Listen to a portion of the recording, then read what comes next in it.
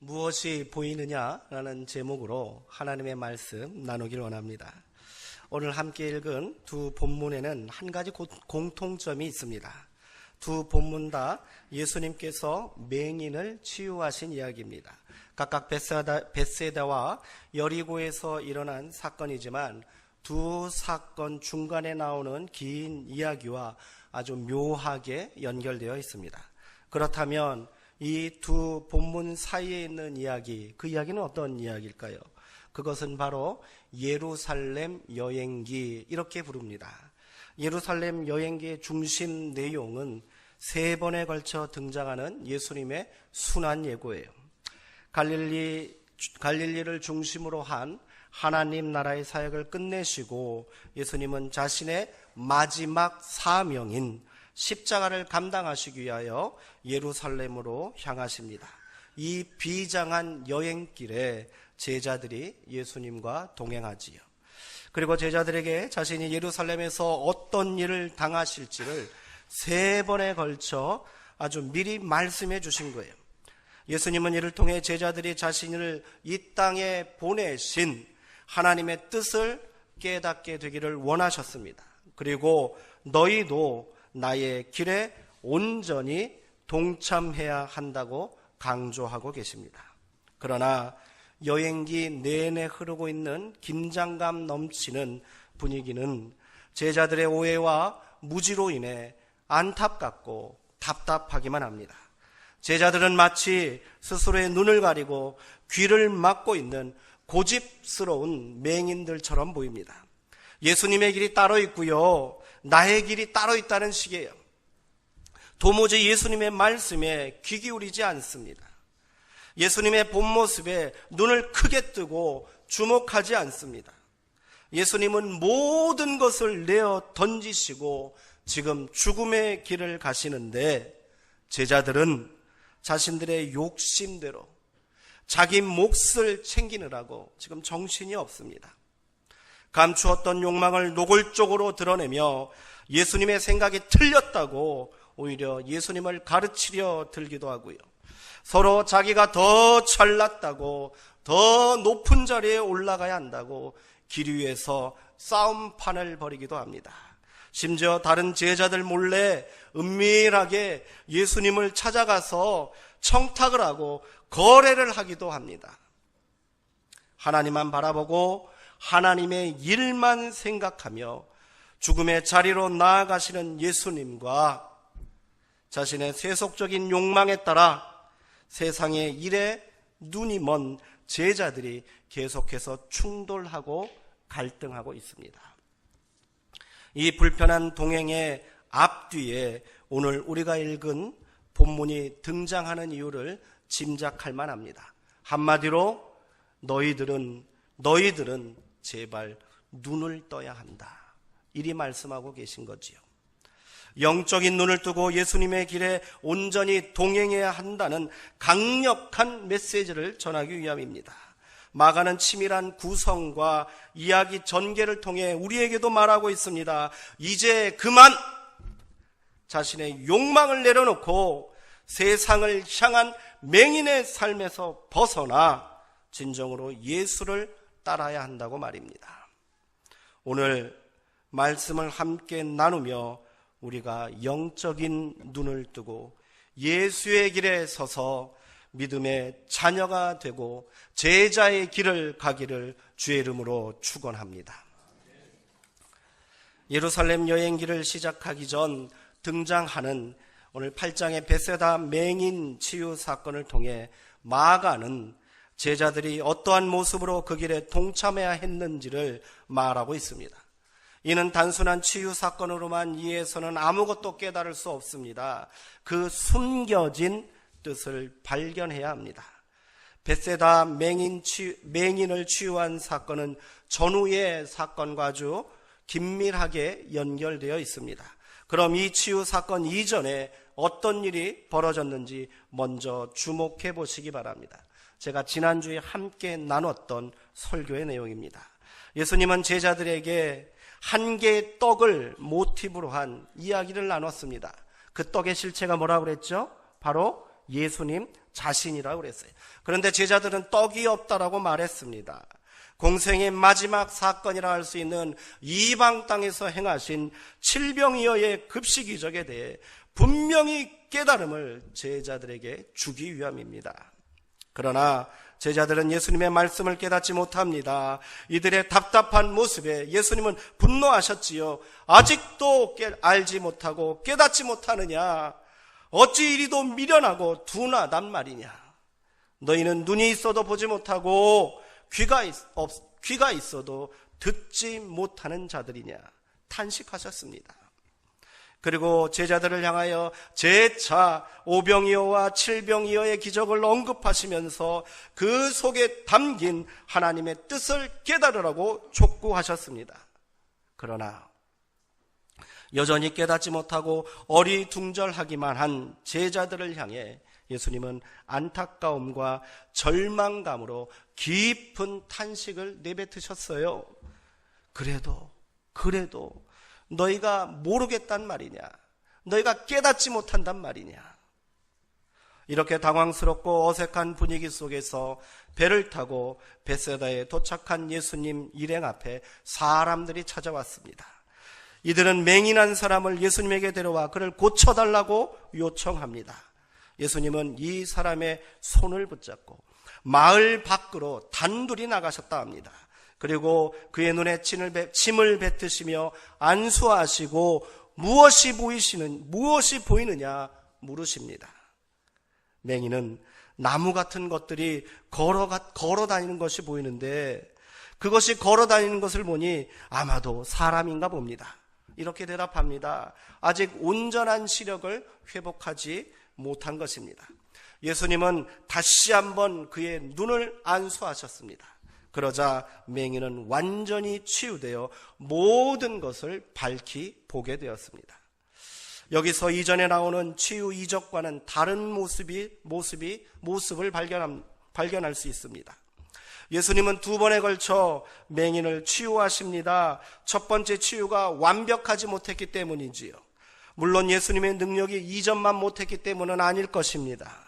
예수님은 이전과는 다르게 더 집중하여 맹인을 안수해 주셨습니다. 말씀만 하셔도 심지어 그의 옷자락에만 손을 대어도 기적이 일어났는데 예수님은 그의 눈에 침을 뱉어가며 뭔가 특별해 보이는 치유를 행하셨습니다. 그런데도 첫 번째 안수는 실패했습니다. 마가는 이 이야기를 통해 무엇을 전하고 싶었던 것일까요? 눈을 뜬다는 것이 그만큼 어려운 일이라는 것을 오늘 우리에게 말하고 싶었던 것입니다. 더 나아가 눈을 뜨려면 확실하게 떠야지 어설프게 떠서는 안 된다고 말합니다. 주목하여 보고 모든 것을 밝히 볼 때까지 2번이고 3번이고 계속 시도하고 노력해야 한다고 말하고 계신 거예요. 벳세다 맹인 치유 사건 이후 본격적으로 전개되는 예루살렘 여행기의 시작은 이것이 얼마나 중요한지를 분명히 보여주고 있습니다. 예수님은 예루살렘으로 향한 여행에 앞서 제자들에게 사람들이 나를 누구라 하느냐고 질문하십니다. 예수님의 질문에 제자들은 어떤 사람은 세례 요한이라고 하고 어떤 사람은 엘리야라고 하고 또 어떤 사람은 선지자 중에 하나라고 말합니다. 세상 사람들이 보는 예수는 어떠합니까? 마치 벳세다 맹인이 첫 번째 안수를 받은 후 어설프게 세상을 본 것과 같습니다. 세상 사람들은 그저 나무들이 걸어가는 것 같이 예수님을 그냥 신기하고 특별한 사람으로만 보았던 것입니다. 제자들이 보는 것도 다르지 않았습니다. 예수님을 보았으되 아직 그 실체와 비밀을 꿰뚫어 보지 못하고 있는 것이지요. 25절에 주목하여 보았다라는 말은 꿰뚫어 보았다, 그 실체를 발견했다는 그런 의미입니다. 예수님은 재차 맹인을 안수하셨던 것처럼 다시 한번 제자들에게 질문하십니다. 그러면 너희는 나를 누구라고 생각하느냐? 예수님의 두 번째 질문에 제자들을 대표하여 베드로가 대답합니다. 주는 그리스도이십니다. 이쯤하면 예수님의 실체를 꿰뚫어 밝히 본 것일까요? 예수님은 베드로의 대답에 아무런 평가도 내리지 아니하시고 전혀 다른 말씀을 하기 시작하십니다. 8장 31절의 말씀이 그것입니다. 인자가 많은 고난을 받고 장로들과 대제사장들과 서기관들에게 버림받아 죽임을 당하고 사흘 만에 살아나야 할 것이다. 성경은 예수님이 이 말씀을 드러내놓고 하신 말씀이라고 기록합니다. 여전히 눈을 뜨지 못하는 제자들에게 자신의 정체를 분명하게 말씀해 주신 겁니다. 두 번의 안수를 통해 맹인의 눈을 뜨게 하신 예수님은 두 번의 질문 후에도 여전히 깨닫지 못하고 엉뚱한 소리를 해대는 제자들의 눈을 직접 뜨게 하시려고 지금 노력하고 계신 거예요.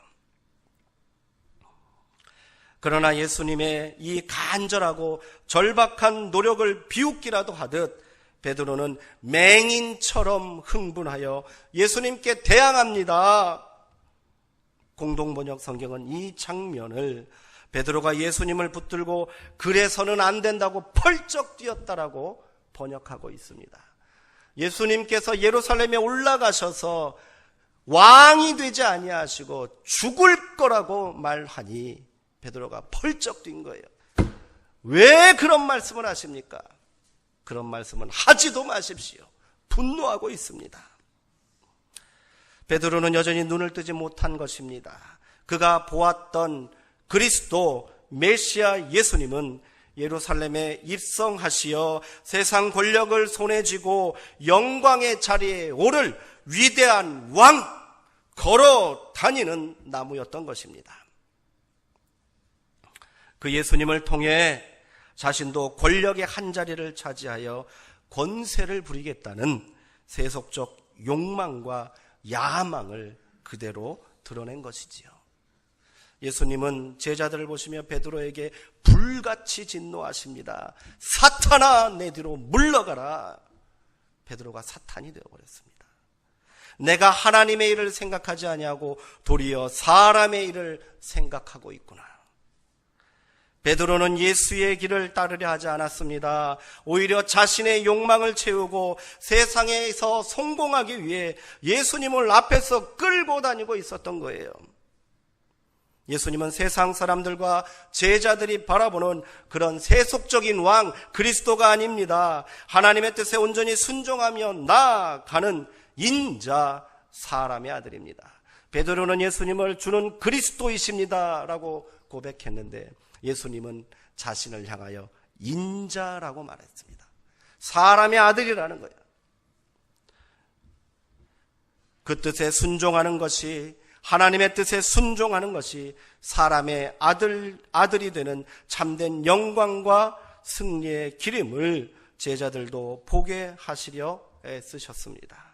그리고 예수님은 자신이 누구인지 또 무엇이 하나님의 뜻이며 그리스도 메시아 진정한 왕의 길이 어떠한 길인지를 지금 말씀하시고 또 말씀해 주셨습니다. 예수님은 예루살렘 여행 막바지에 3번의 순환 예고를 애끓는 마음으로 제자들에게 말씀하십니다. 이제 제자들은 이런 예수님을 눈을 뜨고 주목하여 꿰뚫어 볼 수 있게 되었을까요? 오늘 두 번째 읽은 10장의 여리고에서 일어나는 사건 직전에 일어난 일입니다. 예수님께서 3번째 마지막 순환 예고를 제자들에게 말씀하신 이유입니다. 예수님은 마지막 희망을 걸고 더욱 구체적으로 자신의 죽음과 부활에 대하여 절절하게 전하셨습니다. 그리고 잠시 후 홀로 계신 예수님에게 야고보와 요한 형제가 다른 제자들의 눈을 피해 예수님을 찾아왔습니다. 이들은 방금 전 예수님의 말씀에는 아랑곳하지 않고 은밀한 청탁을 하기 시작합니다. 선생님, 우리에게 간절한 소원이 있습니다. 꼭 들어주시기 바랍니다. 예수님은 이들의 요구에 내가 너희에게 무엇을 하여 주기를 원하느냐 물으십니다. 그러자 야고보와 요한은 더 노골적으로 자신들의 욕망을 드러냅니다. 주님께서 예루살렘에 입성하시어 영광의 자리에 오르실 때, 세상 권세를 손에 주실 때 우리 형제를 하나는 우편에 하나는 좌편에 앉혀주십시오. 마지막까지 제자들이 눈을 뜨게 되기를 그토록 간절히 원하셨건만 예수님의 특별한 사랑을 받던 이들의 모습은 어찌 이리도 변하지 않는단 말입니까? 예수님은 배신감과 절망감에 몸서리치시며 힘겹게 대꾸하십니다. 너희가 지금 무엇을 구하는지 알고는 있느냐? 너희가 정녕 내가 마시는 잔을 내가 감당해야 할 세례를 받을 수 있겠느냐? 예수님께서 말씀하신 자신이 받을 잔과 감당해야 할 세례는 무엇입니까? 그것은 십자가의 고난의 죽음입니다. 오직 하나님의 뜻에 따라 그리스도 메시아로 이 땅에 오신 하나님의 아들 예수님만이 감당할 수 있는 일입니다. 어리석은 형제는 마치 나는 절대로 눈을 뜨지 않겠다고 고집을 부리며 예수님의 안수를 거절하는 맹인들처럼 보입니다. 이들은 예수님의 이 가슴 미어지는 말씀에 이렇게 대꾸합니다. 할 수 있다 뿐입니까? 우리는 예수님이 마시는 잔이라면, 예수님이 받으실 세례라면 기꺼이 함께 하겠습니다. 이들은 예수님께서 말씀하신 잔과 세례를 세상 권력을 손에 쥐고 권세를 부리는 욕망의 술자리와 화려한 성공의 자리로 생각했던 것입니다. 여전히 눈뜬 맹인들입니다. 여전히 예수님의 본 모습을 밝히 보지 못하는 안타까운 모습입니다. 다른 10명의 제자들의 모습은 달랐을까요? 아닙니다. 이들은 야고보와 요한 형제가 은밀히 예수님을 찾아간 사실을 알고는 분노합니다. 그래요. 한바탕 낯뜨거운 싸움판을 벌입니다. 한숨이 절로 나오는 대목이 아닐 수 없습니다. 이렇게 답답하고 안타깝기만 한 여행기는 여리고에서 끝을 맺습니다. 예수님과 제자의 일행은 어색하고 불편한 여행길에 여리고에 다다랐습니다. 이제 예루살렘이 바로 코앞입니다. 여리고는 예루살렘으로 올라가는 관문에 위치한 도시입니다. 예수님은 한 맹인이 기류에 앉아있는 곳을 지나가십니다. 이 사람의 이름은 바디메오였다고 합니다. 성경은 그가 맹인일 뿐 아니라 거지였다고 전합니다. 예루살렘으로 향하는 순례객들이 지나가는 길목에 앉아 구걸하며 삶을 연명하던 자였습니다. 그가 사람들이 나사렛 예수가 지나간다는 말을 듣고는 캄캄한 허공을 두 손으로 가르며 소리지릅니다. 다윗의 자손 예수여, 나를 불쌍히 여기소서. 불쌍히 여기소서, 이 말은 자비를 베푸소서 하는 말입니다. 그는 예루살렘으로 향하는 다른 경건한 순례객들을 향하여서도 이렇게 말했을 것입니다. 거룩한 순례자이시여, 저에게 자비를 베풀어 주옵소서. 그러나 지금 그가 간절히 호소하고 있는 사람은 다릅니다. 그는 자기 앞을 지나가는 사람이 누구인지 지금 똑똑히 볼 수 있었던 거예요. 비록 시력을 잃어버린 맹인이지만 예수님의 얼굴을, 모습을 두 눈으로 직접 확인할 수 없지만 그의 간절한 마음의 눈이, 믿음의 눈이 예수가 누구인지 분명하게 밝히 볼 수 있도록 한 줄 믿습니다. 사람들은 예수님을 나사렛 예수라고 부르는데 그는 다윗의 자손 예수라고 고백합니다. 나사렛 예수, 이 말은 사람들의 조롱과 비아냥거리는 말투가 섞여 있는 겁니다. 보잘것없는 시골뜨기라는 말입니다. 그런데 바디메오는 예수님이야말로 이스라엘의 소망을 담은 영광스러운 이름 다윗의 자손 위대한 왕이라고 고백하고 있습니다. 이는 믿음의 고백이며 눈뜸의 외침인 것이지요. 그는 예수님께서 치유의 기적을 행하시기 이전에 벌써 눈을 뜨고 있었던 거예요. 행여나 자신들이 알고 있는 예수님의 본 모습을 들킬세라 제자들은 예수님을 나사렛 예수라고 사람들에게 말하고 다녔습니다. 자신들만이 예수님을 독점하고 자신들만이 위대한 왕 다윗의 자손 예수와 함께 영광을 누려야겠기에 은밀하게 욕망을 공유하며 서둘러 여리고를 지나가려 했습니다. 그런데 예수님의 실체를 알고 있는 자가 등장한 것입니다. 그것도 맹인 거지입니다. 제자들은 이 사람을 절대로 용납할 수 없었습니다. 그래서 그를 향하여 입 닥치고 조용히 있으라고, 감히 내가 어찌 우리와 같은 자리에 있으려 하느냐고 분노합니다.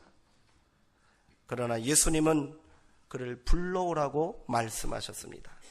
예수님께서 자신을 부르신다는 말을 들은 맹인 거지 바디메오는 걸치고 있던 누더기 옷을 벗어던지고 일어나 예수님께 달려갔습니다. 옷은 그 사람의 신분과 인격을 말해줍니다. 그는 자신의 비참한 삶을 벗어던지기를 간절히 원했습니다.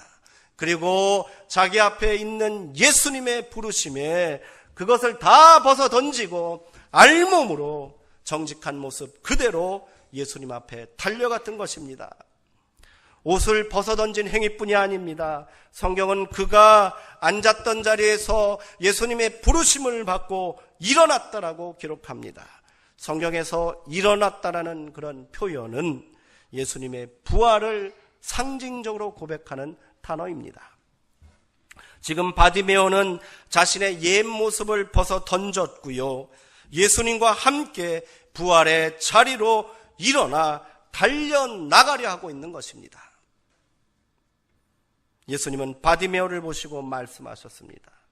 내가 무엇을 하여 주기를 원하느냐? 방금 전 야고보와 요한을 향하여 물으셨던 질문입니다. 바디메오는 지체 없이 예수님에게 대답합니다. 선생님, 주님, 내가 보기를 원합니다. 저의 눈을 뜨게 해 주십시오. 얼마나 듣고 싶었던 말입니까? 얼마나 간절히 원했던 응답입니까? 예수님은 그렇게 이 맹인 거지의 간절한 믿음의 고백에 응답해 주셨습니다. 가라, 내 믿음이 너를 구원하였느니라. 예수님의 말씀에 그는 드디어 눈을 뜨게 됩니다. 그리고 벳세다 맹인처럼 주목하여 모든 것을 밝히 보게 되었습니다. 눈을 뜨고 예수님의 본질을 꿰뚫어 보게 된 바디메오는 예수님께서 가라 하신 명령의 본뜻도 정확히 깨닫고 응답했습니다. 그는 길에서 예수를 따르는 진정한 제자가 되었다고 성경은 기록하고 있습니다. 예루살렘 여행기에서 제자들의 눈을 뜨게 하려던 예수님의 노력은 실패했습니다. 그러나 이 마지막 여행의 길에서 예수님은 진정으로 눈뜬 제자를 만나시게 되었습니다. 이렇게 예루살렘 여행기는 극적인 반전으로 끝을 맺습니다. 오늘 우리는 긴 이야기를 함께 나눴습니다. 그리고 예루살렘으로 향하시는 예수님과 동행했던 수많은 무리들에게 섞여 나는 지금 눈뜨고 있는가? 심각하고 진지한 질문을 하게 되었을 것입니다. 제자들이 끝까지 눈을 뜨지 못한 이유가 무엇입니까? 그들이 예수의 길을 따르지 않았기 때문입니다. 예수의 길에는 눈을 감고 세상의 성공과 욕망의 길에는 두 눈을 부릅뜨고 바라보고 있었기 때문입니다. 오늘 나의 모습은 어떠합니까? 나는 믿음의 눈으로 예수님을 바라보며 따르고 있습니까? 예수님을 뒤에 세우고 세상의 성공과 개인적인 욕망을 채우려고 발버둥치는 안타까운 제자들처럼 맹인의 삶을 살고 있지는 않으십니까? 우리는 이 이야기의 결말을 잘 알고 있습니다. 아직까지 제자들이 깨닫지 못하고 보지 못한 예수님의 실체를 분명하게 보고 알고 있습니다. 그런데도 여전히 세상의 옷을 벗어던지지 못하고 탐욕과 욕망의 셈법들이 작동하는 마을을 배회하고 주저앉아 있고 맹인처럼 살고 있지는 않습니까? 이제 우리 눈을 떠야 합니다. 예수님께서 벳세다에서 만난 맹인의 눈을 뜨게 하시고는 이렇게 말씀하십니다. 절대로 마을에는 들어가지 말고 집으로 가라 명령하셨습니다. 그리고 그를 보내셨다라고 성경은 기록합니다. 보내셨다는 말은 아포스텔로라는 말에서 사도를 뜻하는 아포스톨로스라는 말이 파생되었다고 제가 이전에 말씀드린 적이 있습니다. 예수님은 벳세다 맹인을 지금 제자로 사도로 그의 집으로 보내셨습니다. 그가 받은 명령은 제자 파송의 명령이었던 거예요. 그는 눈을 뜨게 되어 예수를 주목하고 모든 것을 밝히 보게 되자 제자 파송의 명령을 받고 집으로 보내심을 받게 된 것입니다. 여리고에서 예수님을 만난 거지 바디메오도 눈을 뜨게 되자 길에서 예수를 따르는 제자가 되었습니다. 갈릴리 바닷가에서 만난 어부들을 제자로 부르시면서 예수님은 말씀하셨습니다. 나를 따라오라. 이 말씀에 그도 응답한 것입니다. 우리가 눈을 떠야 하는 이유가 바로 여기 있는 것입니다. 눈을 떠야 예수님을 밝히 볼 수 있고요. 예수님의 보내심에 응답하고 그 길을 따르는 제자의 삶을 살 수 있기 때문입니다. 이 따름에 응답하지 않는 삶은 여전히 맹인과 같은 어둠의 길임을 기억하시기 바랍니다. 더 이상 맹인의 신앙으로 살아서는 안 될 것입니다. 눈을 밝히 뜨고 제자의 길을 살아야 합니다. 그 삶은 예수님께서 앞서가신 희생과 순종의 삶입니다. 자기를 부인하고 마을의 욕망에서 벗어나고 세상의 욕망으로 찌든 더러운 옷을 벗어 던지고 자기 십자가를 지고 따라야 하는 길입니다. 세상의 화려한 성공을 자랑하는 권세자들처럼 남에게 섬김받으려 하고 도무지 섬기지 않는 삶이 아니라 기꺼이 남을 섬기는 삶이며 기꺼이 모든 사람의 종이 되어야 하는 삶인 것입니다. 우리가 종이 되어 섬겨야 할 자리가 어디겠습니까? 우리가 자기를 부인하고 십자가를 감당해야 할 자리가 어디입니까?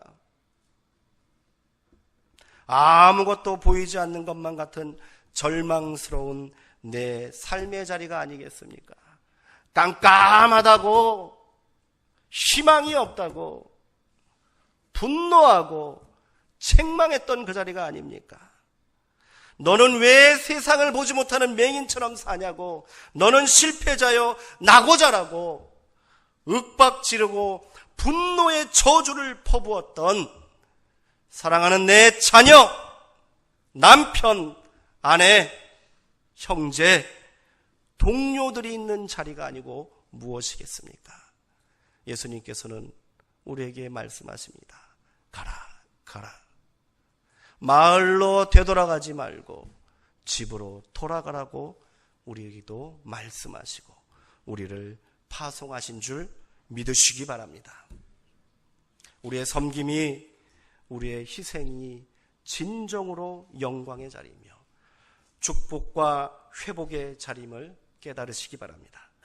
내가 먼저 눈을 뜨면, 내가 먼저 눈을 떠서 예수님을 밝히 보면 그 사람도 눈을 뜨게 될 줄 믿습니다. 어둠이 가득 차 있던 절망의 자리, 깜깜한 맹인의 삶에 생명의 빛이 비치고 그것으로 인하여 기쁨의 자리로 회복되는 역사가 일어날 줄 믿으시기 바랍니다.